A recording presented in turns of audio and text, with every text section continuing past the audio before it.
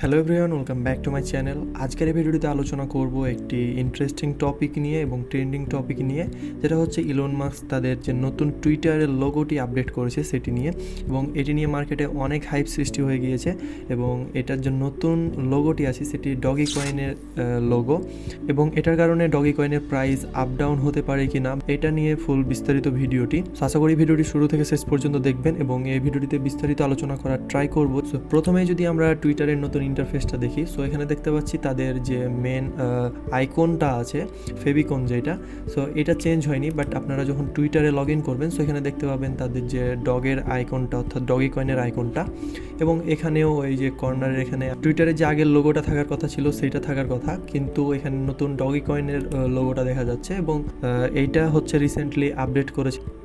So আমরা যদি Elon মাস্কের গতকালকের একটি পোস্ট দেখি, সেখানে দেখতে পাচ্ছি এখানে একটি বাটারফ্লাইয়ের জায়গাতে ডগি কয়েনের যে লোগোটি আছে সেটি বসানো আছে, এবং আগে টুইটারের লোগো এমন ছিল এবং এখন টুইটারের লোগো এটা। সো এটা অনেক বড় একটি আপডেট টুইটারের পক্ষ থেকে। অনেক ক্রিপ্টো ট্রেডাররা মনে করছেন এটা ইলন মাস্কের একটি মার্কেটিং স্ট্র্যাটেজি ডগি কয়েনের প্রাইস হাই করার জন্য, বিকজ এর আগেও অনেকবার এরকম হয়েছে যে ইলন মাস্ক তার টুইটারে has doggy coin trend post করে ডগি কয়েনের প্রাইস অনেকবার হাই করিয়েছে, বিকজ তারা এটা তাদের টেসলা যে কার আছে সেটার পেমেন্ট মেথড হিসেবেও ডগি কয়েনটা ইউজ করে, এবং এটার অনেক ব্যাক সাপোর্টও থাকতে পারে ইলন মাস্কের।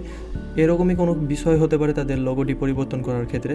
সো সঠিক কোনো বিষয় জানা যাচ্ছে না যে তারা অফিসিয়ালি কেন এরকম একটি ডিসিশান নিল যে টুইটারের সেই লোগোর পরিবর্তে আগের লোগোর পরিবর্তে একটি নতুন লোগো, এবং যেটা লোগো বললেও চলে না, এটি একটি ক্রিপ্টোকারেন্সির লোগো যেটা ডগি কয়েনের ক্ষেত্রে ইউজ হয়।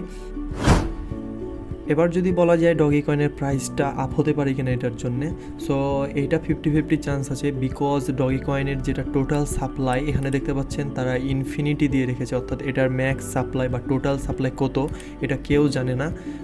এবং এটা যদি আপনারা বিটকয়েনের দিক থেকে তুলনা করেন, এখানে দেখতে পাচ্ছেন বিটকয়েনের একটি ম্যাক্স এবং টোটাল সাপ্লাই আছে। টোটাল সাপ্লাই হচ্ছে 2,10,00,000 মতো, এবং যেখানে ডগি কয়েনে কোনো সাপ্লাই বা ম্যাক্স সাপ্লাই দেওয়া নাই, এটি ইনফিনিটি, এটা কোনো লিমিট নাই, এবং এটা চাইলে সে আরও ইনক্রিজ করতে পারবে।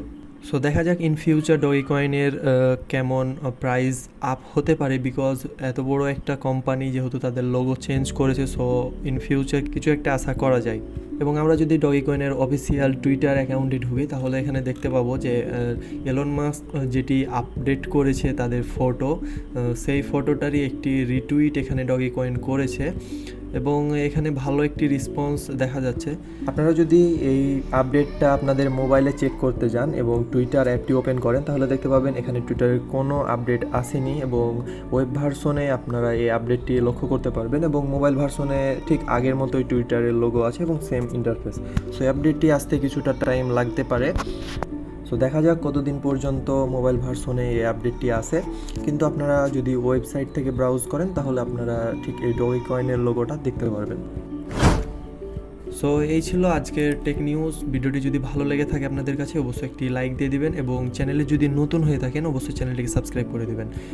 দেখা হচ্ছে নতুন কোনো টেক নিউজ নিয়ে।